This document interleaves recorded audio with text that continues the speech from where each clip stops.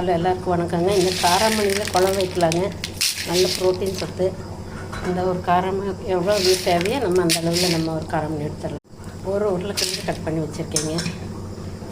கொஞ்சம் மீன் மேக்கர் எவ்வளோ தேவையோ அந்த அளவில் கொஞ்சம் தண்ணியில் ஊற வச்சுட்டேன்.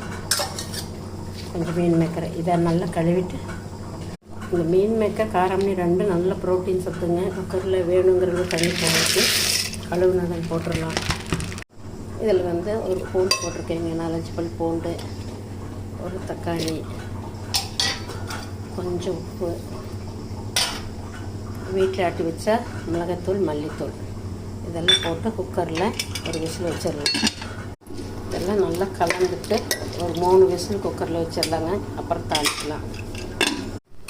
காராமணி குழம்பு நல்லா சூப்பராக குழம்பு வெந்துருச்சிங்க. ஒரு தாளிப்பு கொடுத்துடலாம். கொஞ்சம் கடுகு, வெங்காயம், கருவேப்பிலை,